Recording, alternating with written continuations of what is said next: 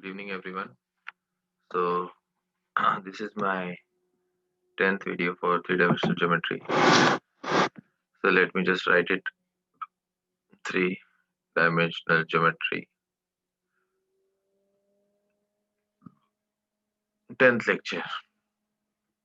So, today I will take the concepts of theory after what I taught in the ninth lecture. So, in this, basically, we have some things that I taught you today in the lecture also. But first of all, we'll discuss about angle bisector when two planes are given to you. Okay, so suppose we have this plane, the equation for this plane is a1x plus b1y plus c1z plus d1 is equal to 0. And you have another plane, say this plane, the equation for this plane p2 is a2x plus b2y plus c2z plus d2 is equal to 0. So now we are interested in finding the equation for the plane which is bisecting the angle between these two planes. So one will be acute angle bisector and another will be obtuse angle bisector. So whenever we are finding the equation of angle bisector, we have to find the locus of a point which moves such that its distance from the two planes is equal, right? Because the angle bisector is always in such a way that every point on the angle bisector is equidistant from the two planes. So we have PM is equal to PN. So for finding the perpendicular distance PM, we can write a2x plus b2y plus c2z plus d2 mod divided by root of square root of a2 square plus b2 square plus c2 square. And for finding Pn, we can write a1x plus b1y plus c1z plus d1 mod divided by square root of a1 square plus b1 square plus c1 square. So like that. So now we can see that when mod opens, we can have two equations. Let me just erase this part.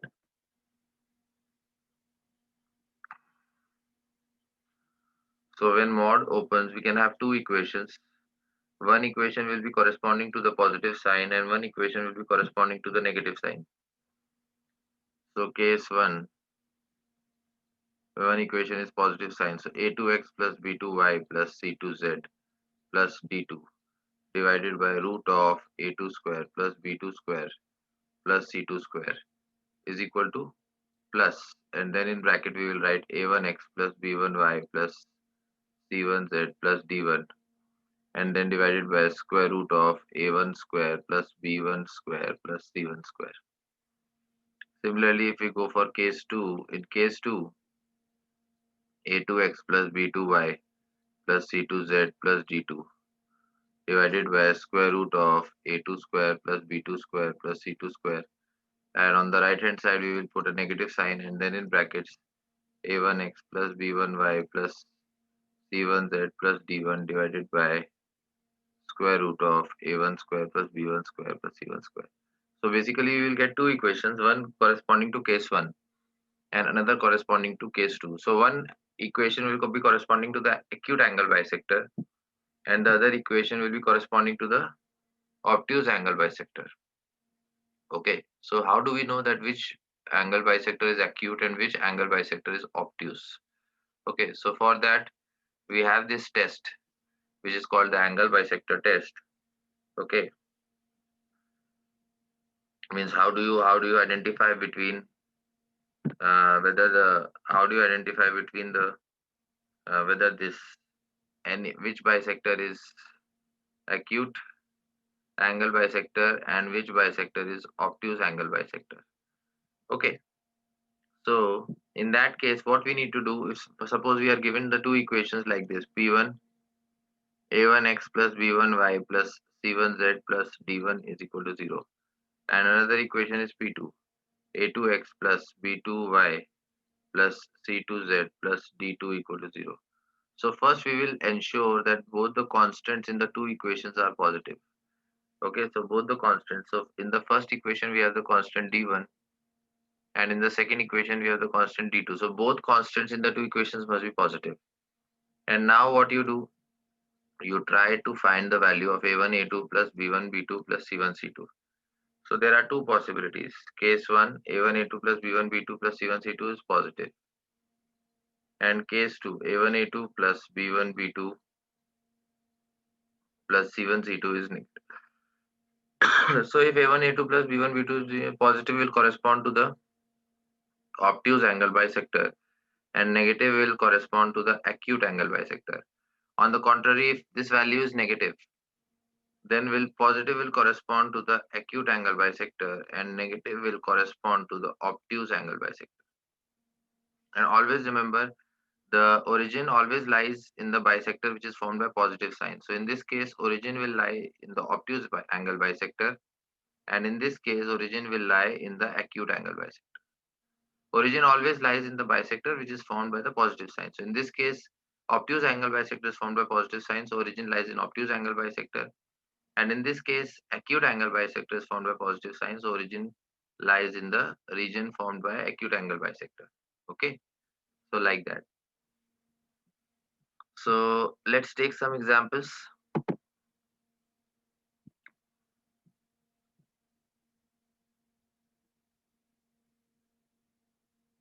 Some examples.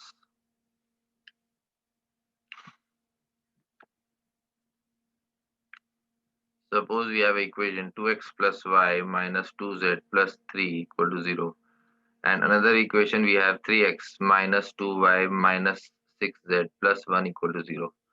Okay, so in this case, see, both the constants are positive. 3 is also positive and 1 is also positive. So what we will do, we will find the value of a1 a2 plus b1 b2 plus c1 c2. So 2 into 3 is 6, then 1 into minus 2, so this is minus 2, and then minus 2 into minus 6, this is 12. So 6 minus 2, 4, 4 plus 12 is 16. So this number is positive. So this number is positive, which means positive sign will correspond to obtuse angle bisector, and negative sign will correspond to acute angle bisector. So if I want to write the equation for obtuse angle bisector, I will write like this: 2x plus y minus 2z plus 3 divided by 3 is equal to plus 3x minus 2y minus 6z plus 1 divided by 7. And if I want to write acute angle bisector, so I will write like this: 2x plus y minus 2z plus 3 divided by 3, and then you put a minus sign, and then in brackets 3x minus 2y minus 6z plus 1 divided by 7. On the left hand side, you have to just open the mod with a positive sign only. And on the right hand side, you decide. If it's positive, you open with plus sign, and if it's negative, you open with minus sign. Okay, and then by cross multiplication and rearranging the terms, we will get the equation of the angle bisector. Okay, so this was an example that I wanted to illustrate. Now we come to another topic which I also taught you today, that is two sides of a plane. Two sides of a plane. So in this case, basically what we are trying to explain is that if suppose we are given a plane, and we are given 2 points for that plane. So the equation of this plane is, say, ax plus by plus cz plus d equal to 0. And we have 2 points. One point is a, x1 y1 z1, and another point is b. Suppose b is lying here. Another point is b, x2 y2 z2. So we want to determine whether both the points lie on the same side of the plane or on opposite sides. Okay, so here I'm taking the case that it is lying on the opposite side. So we join the line, we connect the line joining these 2 points. And suppose this line intersects the plane at point P. And suppose the coordinates of point P are h, k, and u. We can assume that the ratio AP upon PP is lambda is to 1. AP upon PP is lambda is to 1. Now, since this is a case of internal division, since we have already taken the points on the opposite sides of the plane, the value of lambda will be positive. So we can apply section formula, and h we can write as lambda into x2 plus x1 divided by lambda plus 1. Then k I can write as lambda into y2 plus y1 divided by lambda plus 1, and u I can write as lambda into z2 plus z1 divided by lambda plus 1. Now since P lies on the plane, it will satisfy the equation of the plane. So AH plus BK plus C into U plus D is equal to 0. We can substitute the coordinates of HK and U. So A into lambda x2 plus x1 divided by lambda plus 1. Then B into K lambda y2 plus y1 divided by lambda plus 1. And then C into U. U you can write as lambda z2 plus z1 divided by lambda plus 1 plus D equal to 0. So now if we simplify and rearrange the terms of this equation, if we simplify and rearrange the terms of this equation, basically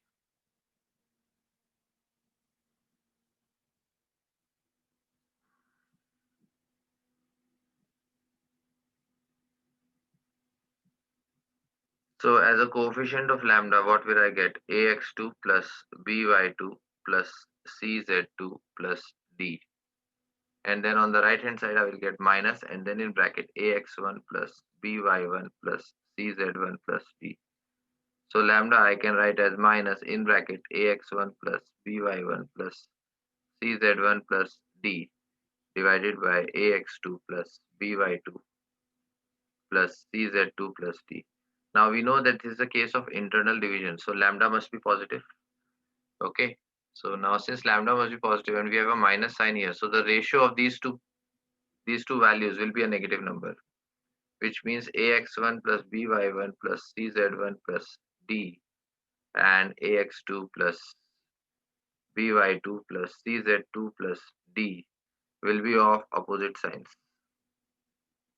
Will be of opposite signs. Okay.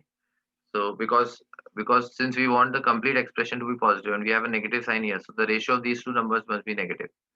So if the ratio of these two numbers must be negative, they must be of opposite signs. So what we conclude from this is that in order to check whether the 2 points are lying on the same side of the plane or on the opposite side of the plane, we need to substitute these 2 points in the equation of the plane. We need to substitute these points in the equation of the plane. If both points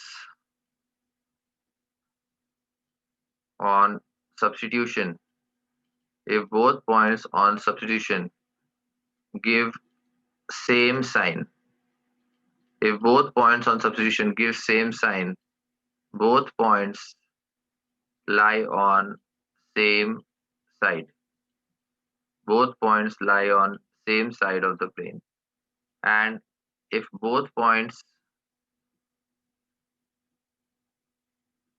give opposite signs, if both points give opposite signs, then this means that they lie on opposite sides of the plane. This means they lie on opposite sides of the plane. Okay, so this is what we concluded. In order to determine whether the 2 points lie on the opposite side or same side, we have to substitute these 2 points in the equation of the plane. If they give same sign on substitution, which means we are not interested in the value, we just have to focus on the sign. If both of them give positive or both of them give negative, means same sign, then both will lie on the same side. And if both points give opposite signs, which means one is giving positive and the other is giving negative, then in that case they lie on opposite sides of the plane. Right? So this was also one of the topics that I taught today, and we did some questions also related to that. Okay. Now let's clear that.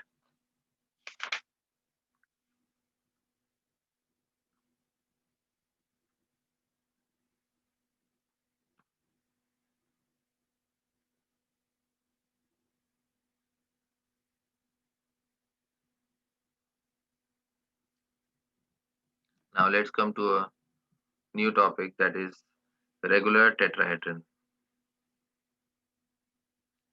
Regular tetrahedron. Okay. So suppose we have a we have a triangle as the base, and we join the vertices of these three triangles with a point above. Okay, and we suppose we name these vertices A, B, C, and the vertex above this base as the vertex D. Okay, so D we can take as origin. D we can take as origin. A can be position vector of A can be taken as A vector. Position vector of B can be taken as B vector, and position vector of C can be taken as C vector. So now basically what we are interested to find is angle between any edge and face not containing that edge of the regular tetrahedron. Okay, so which means if we take,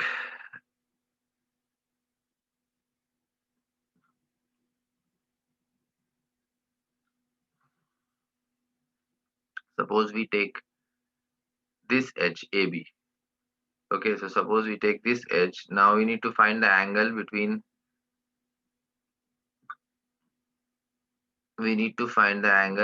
this edge,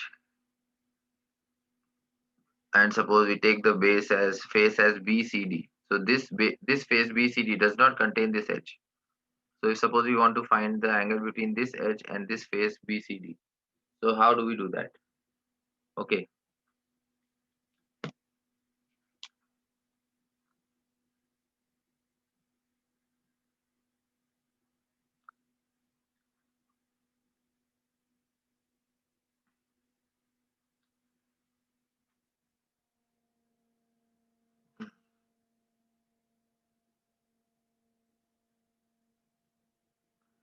Okay, suppose we want to find the angle between DA vector. We want to find the angle between angle between DA vector and the face DBC. Okay, angle between DA vector, DA is this vector, and the face DBC. So in this case, the required angle is the, which we are trying to find is the angle between DA vector and angle bisector of angle BDC. Okay, so the required angle is the angle between DA vector and the angle bisector, which means the vector which will bisect this angle. So this angle, the angle between these two, DA vector and this vector, angle bisector of angle BDC, will be the required answer. Okay, so basically, if suppose this point is say F, along DF vector, we have B vector plus C vector. Along DF vector, we have B vector plus C vector.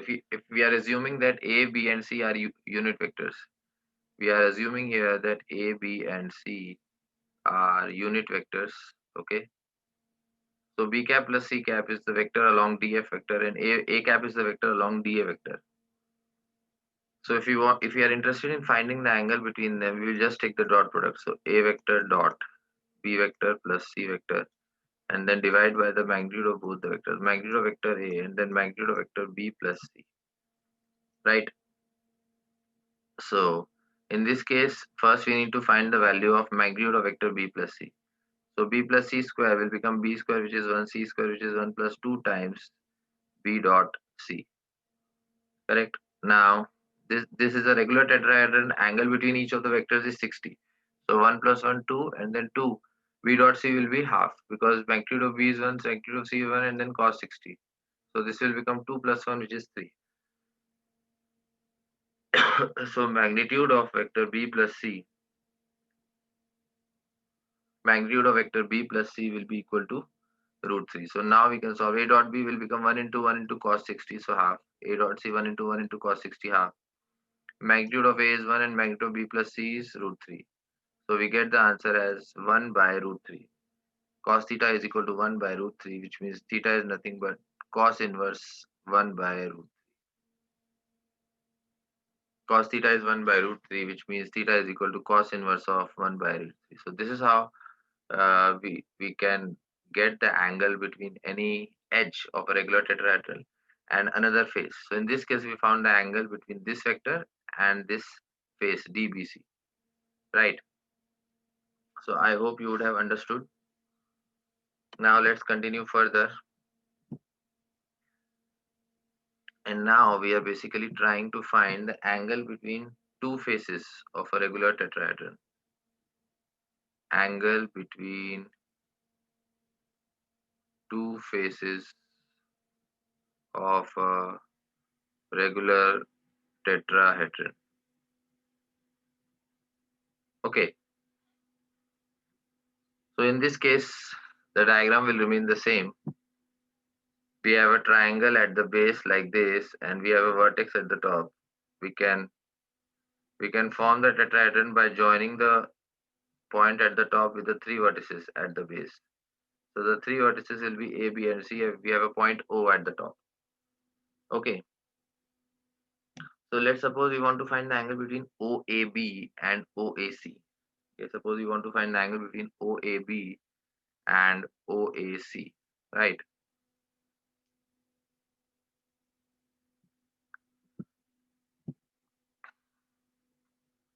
Angle between face OAB and OAC. Suppose this angle is theta.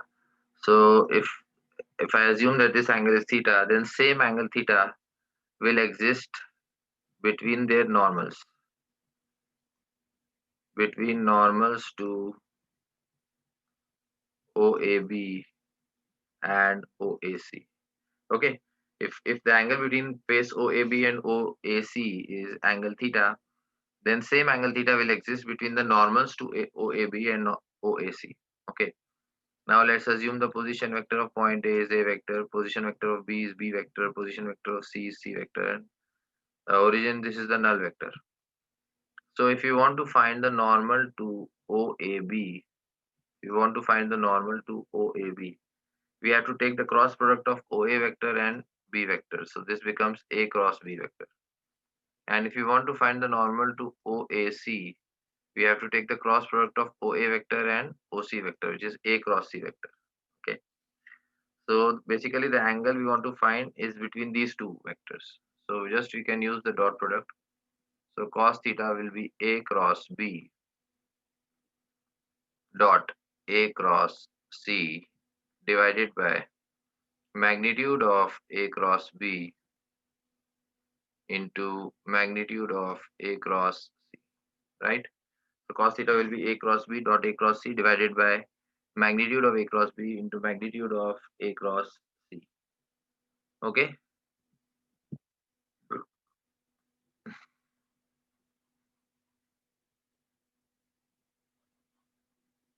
Okay. So if we continue further,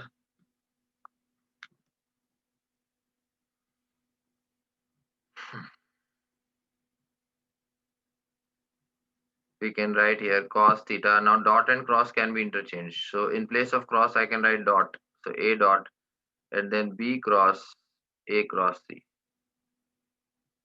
divided by magnitude of A cross B into magnitude of A cross C.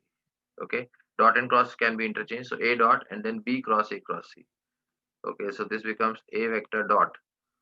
And B cross A cross C is a case of vector triple product. So we can write this as B vector dot C vector into A vector and then minus B vector dot A vector into C vector. Complete divided by magnitude of A cross B into magnitude of A cross C.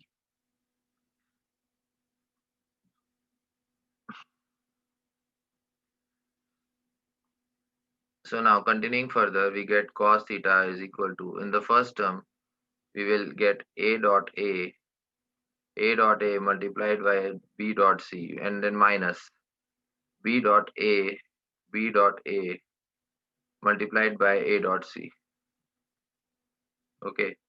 Divided by, in the denominator, you will have magnitude of A cross B and then into magnitude of A cross C vector, right?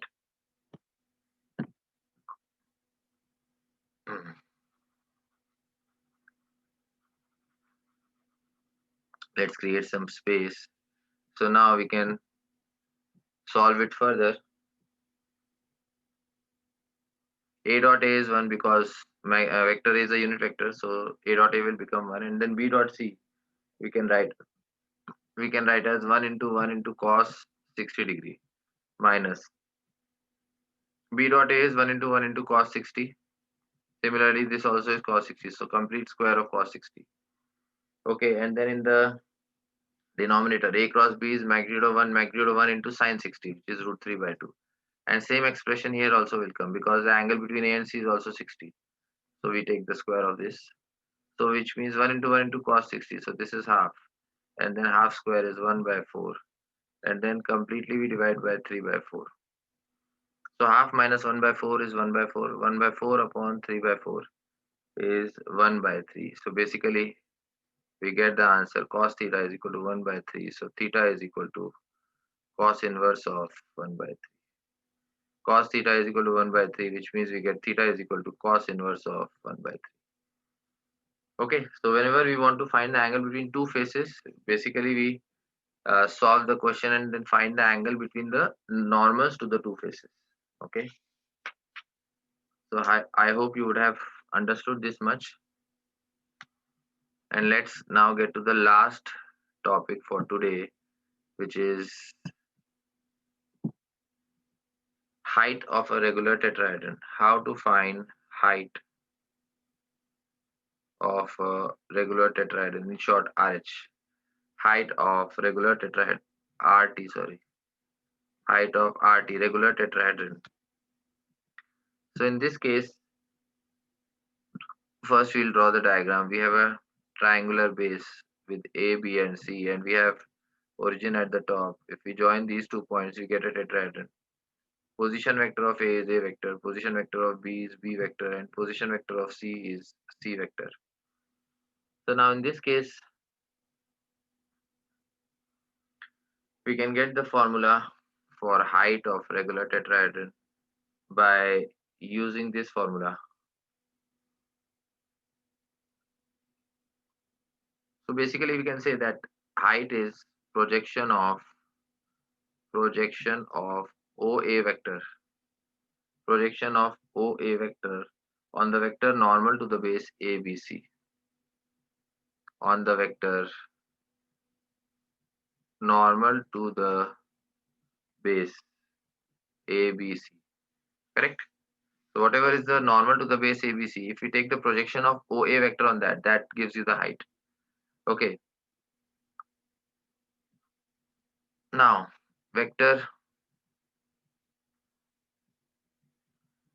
normal to ABC is A cross B vector plus B cross C vector and then plus C cross A vector. So height will be projection of OA vector, which is A vector along this vector. So we take A cross B plus B cross C and then plus C cross A divided by magnitude of this vector, magnitude of A cross B plus B cross C and then plus C cross A. Okay. So in the numerator, A dot A cross B will be 0, A dot C cross A is also 0. A dot B cross C will be scalar triple product. A, B, C, scalar triple product. So A, B, C, or we can also say box product, divided by magnitude of A cross B plus B cross C plus C cross A. Right. So this is the formula for finding the height of a regular tetrahedron, scalar triple product of ABC, and then divide by magnitude of A cross B plus B cross C plus C cross A. Okay. Now let's create some space. So I'm just removing the diagram because I can create a space on the left hand side in this case. So now solving it further,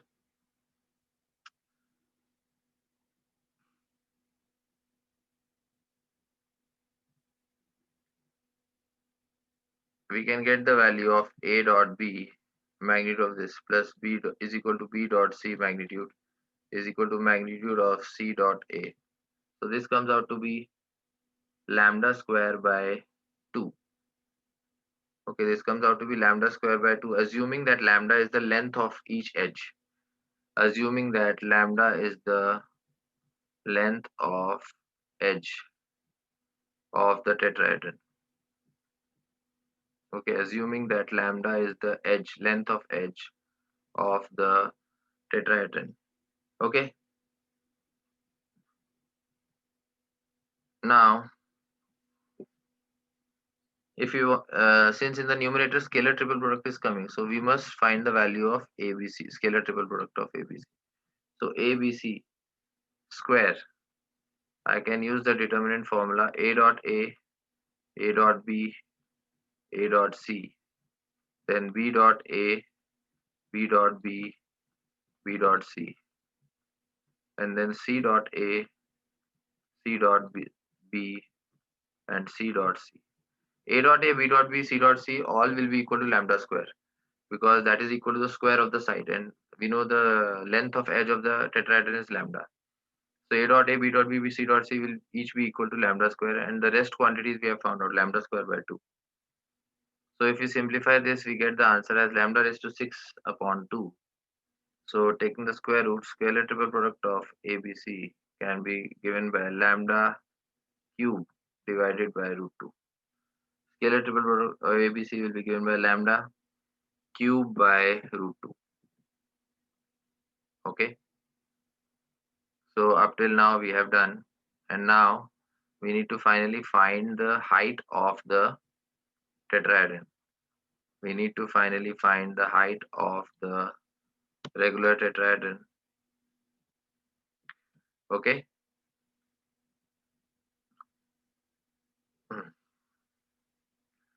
So height will be scalar triple product will come in the numerator. So lambda cube by root 2, and then divided by A cross B plus B cross C plus C cross A magnitude. So this is equal to 2 times area of the base, which is triangle ABC. Okay. This is equal to 2 times area of the base, which is triangle ABC. Now area of triangle ABC we can calculate.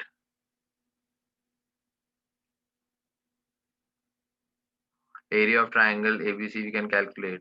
We have this triangle, right? Each length is lambda and the angle between them is 60 degrees. Correct?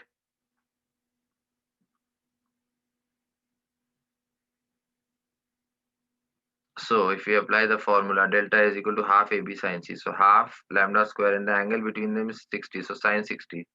So which means root 3 by 2. So in this way, we get the value for area of triangle as root 3 lambda square by 4.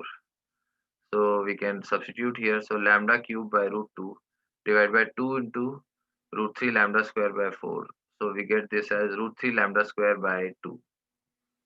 2 into root 3 lambda square by 4. So we get root 3 lambda square by 2 in the denominator. So finally lambda square will get cancelled. We will be left with lambda 2 will go above. So it will become root 2. So lambda into square root of 2 by 3 is the final answer. Right? So for finding the height of a regular tetrahedron, we use this formula. Lambda. Lambda means lambda is the length of edge of the tetrahedron. So we multiply the length of edge of the tetrahedron by square root of 2 by 3, and whatever value I get, that value is the length, is the height of the regular tetrahedron. Okay, that value is the height of the regular tetrahedron. Okay, so I hope you would have understood this lecture. And now we are almost in the last stages of this chapter. Only I think the spheres is remaining. So I'll be covering the theory of sphere in the next videos that I'll upload. Okay, so I hope you would have understood this. And in case there are any doubts, you can always ask me during the Zoom lectures. Okay, so thanks for listening. We'll be bringing the next video very soon. Thank you.